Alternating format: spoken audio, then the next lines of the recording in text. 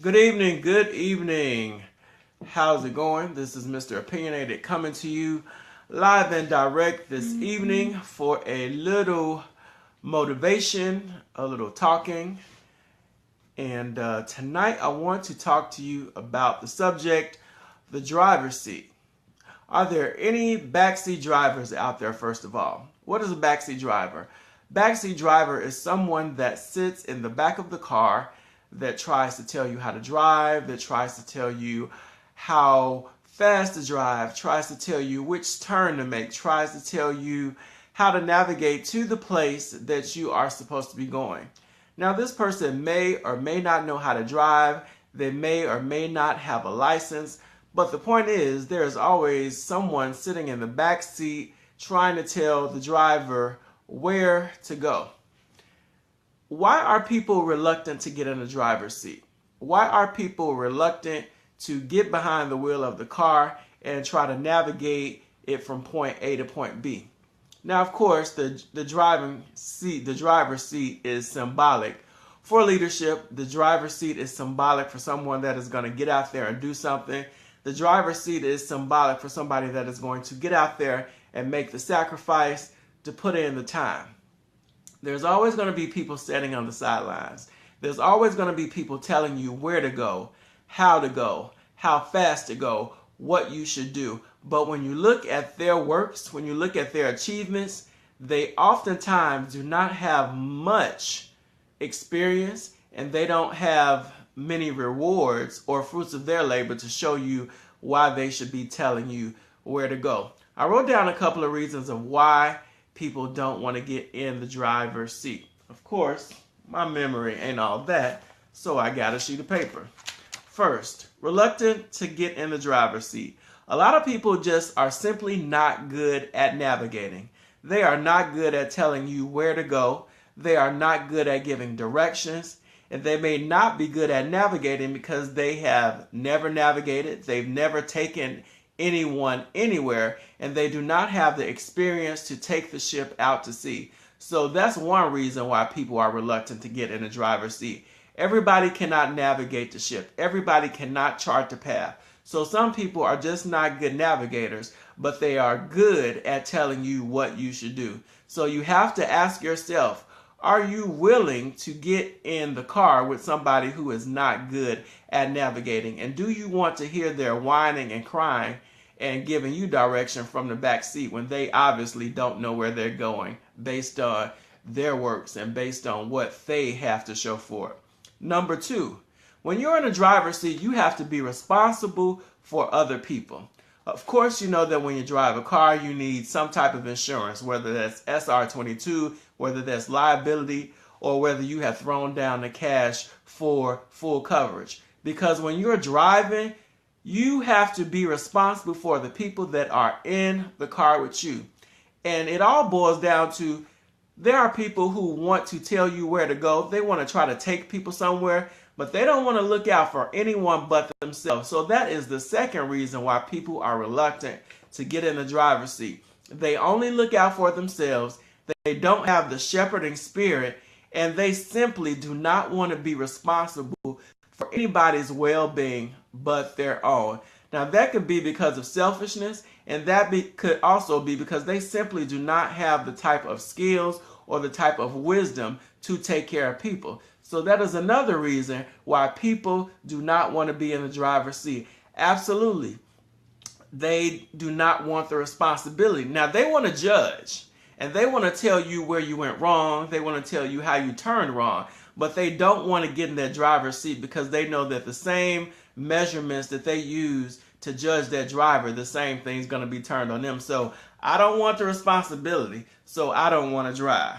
Another thing, they're comfortable being in the back. Being in the back seat is comfortable. You don't have to worry about too much. Some people won't even put on their own seatbelts. They'll wait and let the driver take all the responsibility. They'll let them do the driving. The people in the back seat, if you're going on a long journey, a lot of times they're not even going to stay up. You've been on those long distance drives where you're driving and then you look in the back and they are sleeping. You thinking these people were supposed to help me stay up, and they're in the back seat sleeping. So there are people that have become comfortable in the back seat. They have been comfortable with letting everybody else do the navigating. They've become comfortable with everybody else doing the driving.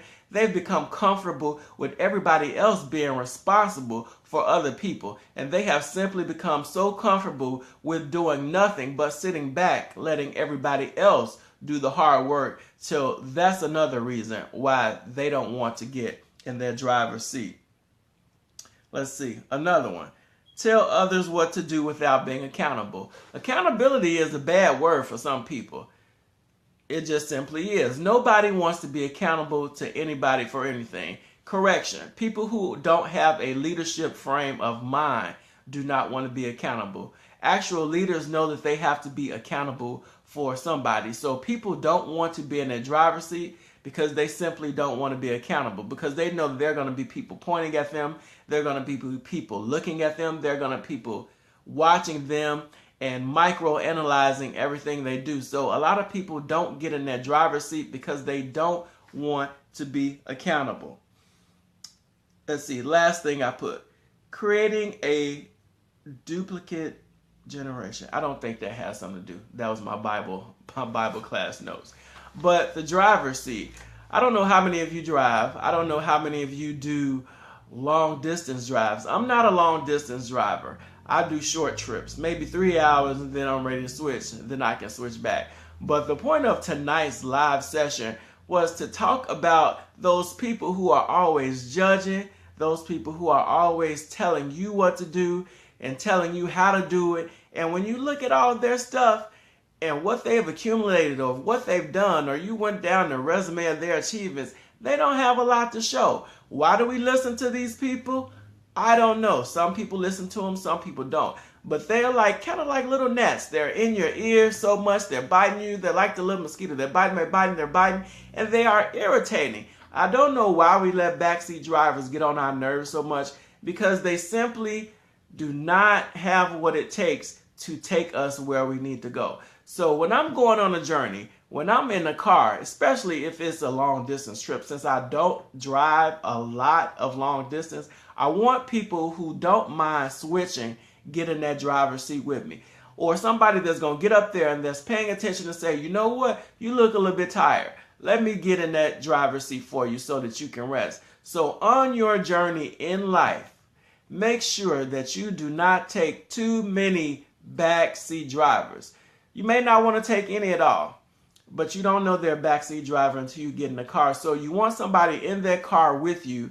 And of course, this metaphorically, if you want somebody on that journey with you in life, on your team, that's going to help you drive, that's going to help you navigate, that's going to look out for other people, that's going to be accountable, and that are going to help you get to where you're going, get to that destination. So that's pretty much my live tonight. I haven't went live like in a couple of mornings or in the evenings, but that came to me. A lot of times I don't come on live if I don't have anything to say. I kind of, I go through my week. I talk to people. I experience a little bit.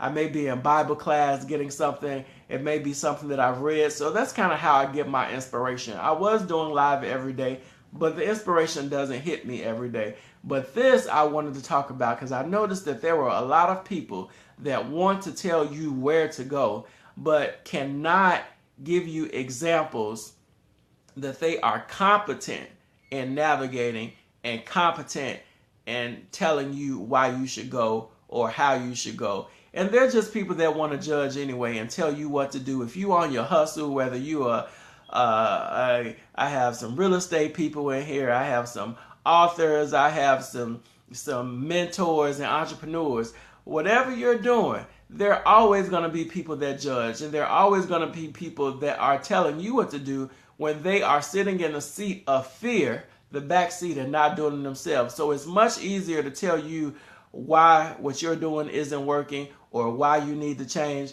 but it's much harder to get up in that front seat and drive the car. So that's my message tonight. Thank you so much for tuning in, because you don't have to click on a live broadcast, but you do. I appreciate it. And when you go live, I will watch. You can follow me on all social media at Mr. Opinionated.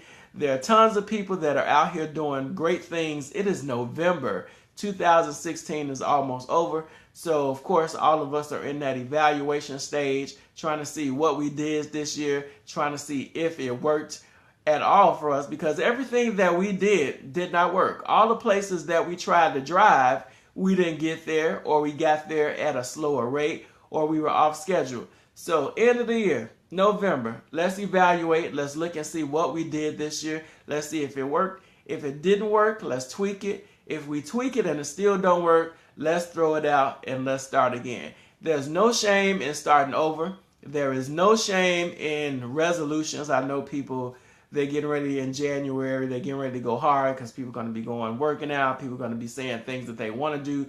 There is no shame in making resolutions. There is no shame in self-improvement. There is no shame in trying to do better.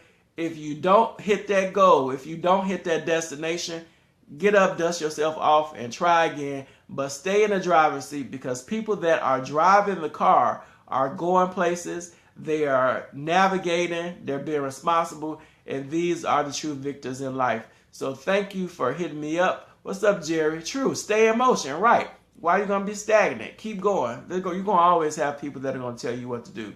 So thank you so much for tuning in, and I will see you guys later. Have a good night.